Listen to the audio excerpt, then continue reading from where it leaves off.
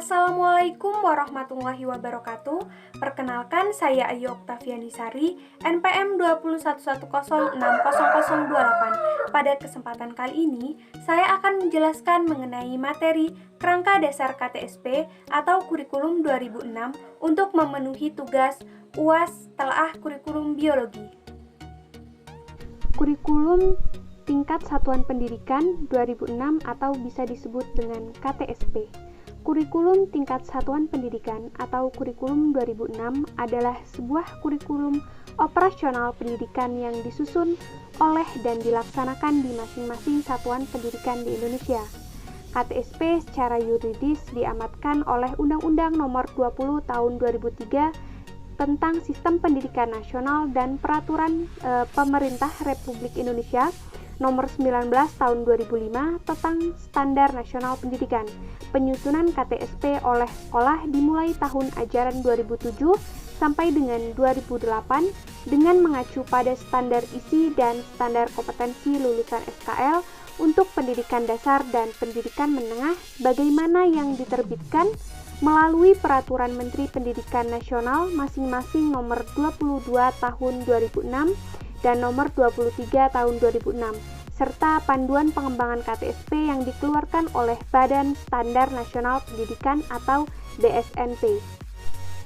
Kerangka dasar pada kurikulum 2016 yaitu kerangka dasar ini meliputi filosofis, yuridis, konseptual dengan struktur kurikulum yang meliputi standar isi yaitu SKL, mata pelajaran, standar kompetensi mata pelajaran, dan kompetensi dasar mata pelajaran.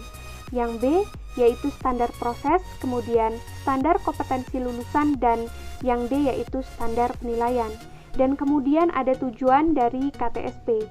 Secara umum, KTSP ini bertujuan untuk memandirikan dan memberdayakan satuan pendidikan melalui pemberian kewenangan kepada lembaga pendidikan dan mendorong sekolah untuk melakukan pengambilan keputusan secara partisipatif dan pengembangan kurikulum. Ditinjau secara khusus, KTSP diterapkan dengan tujuan untuk meningkatkan mutu pendidikan melalui kemandirian dan inisiatif sekolah dalam pengembangan kurikulum, mengelola dan memberdayakan sumber daya yang tersedia.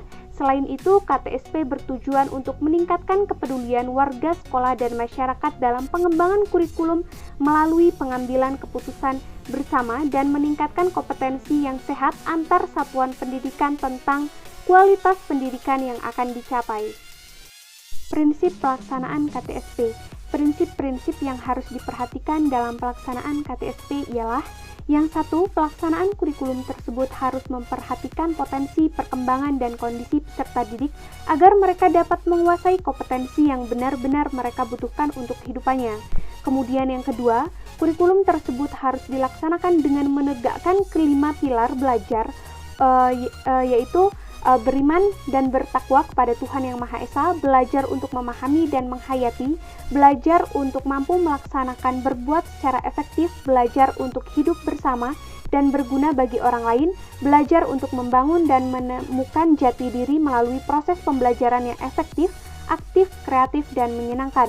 Yang ketiga, pelaksanaan kurikulum agar peserta didik mendapatkan pelayanan yang bersifat perbaikan, pengayaan, atau percepatan sesuai dengan kondisi peserta didik.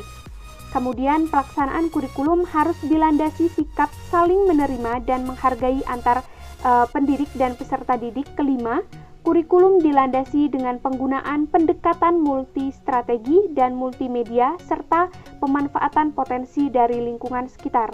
Yang keenam, kurikulum dilandasi dengan pemberdaya gunaan segala keyakinan alam yang ada di daerah sekitar. Kemudian, muatan kurikulum harus diselenggarakan dalam keseimbangan, keterkaitan, dan kesinambungan yang cocok dan memadai antar kelas dan jenis serta jenjang pendidikannya. KTSP memiliki karakteristik sebagai berikut. 1. KTSP menekankan pada ketercapaian kompetensi siswa baik secara individual maupun klasikal. Dalam KTSP, peserta didik harus mengetahui pengetahuan, pemahaman, kemampuan, sikap, dan nilai.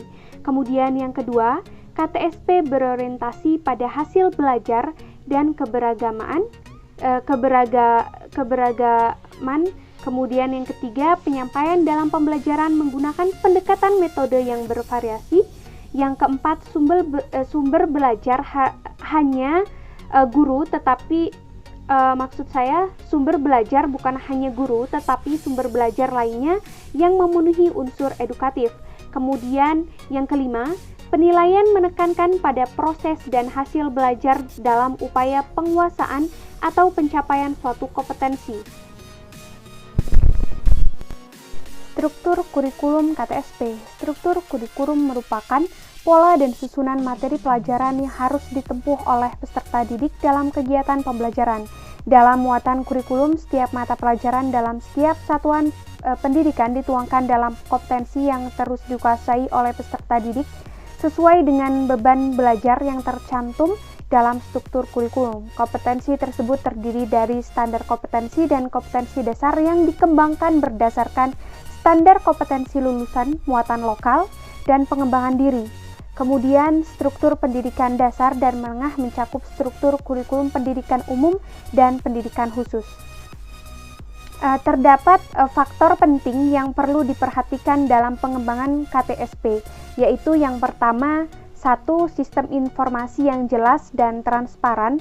Sekolah dan satuan pendidikan yang mengembangkan dan melaksanakan KTSP perlu memiliki informasi yang jelas tentang program yang netral dan transparan.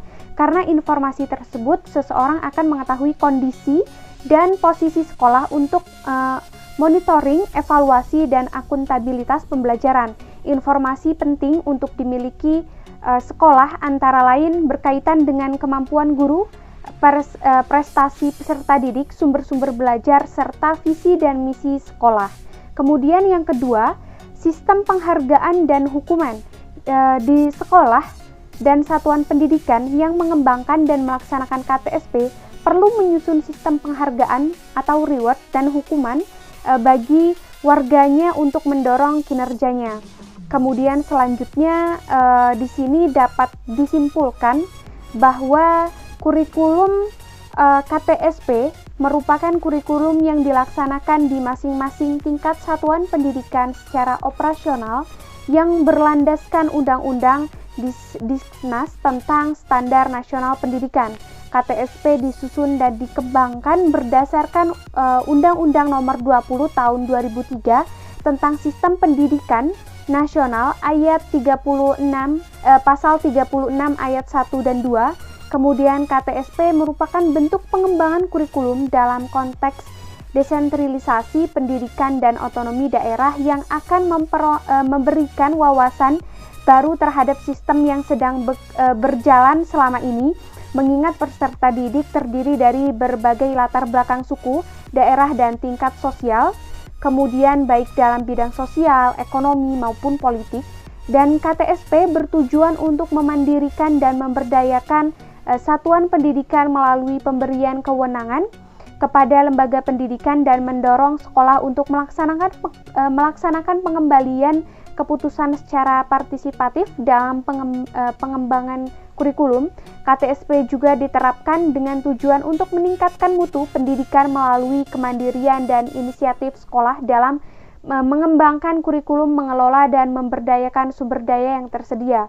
Kurikulum tingkat satuan pendidikan, jenjang pendidikan dasar dan menengah dikembangkan oleh sekolah dan komite sekolah berpedoman pada standar kompetensi lulusan dan standar isi serta paduan penyusunan kurikulum yang dibuat oleh BSNP dengan memberikan prinsip-prinsip Permendisnas nomor 22 tahun 2006.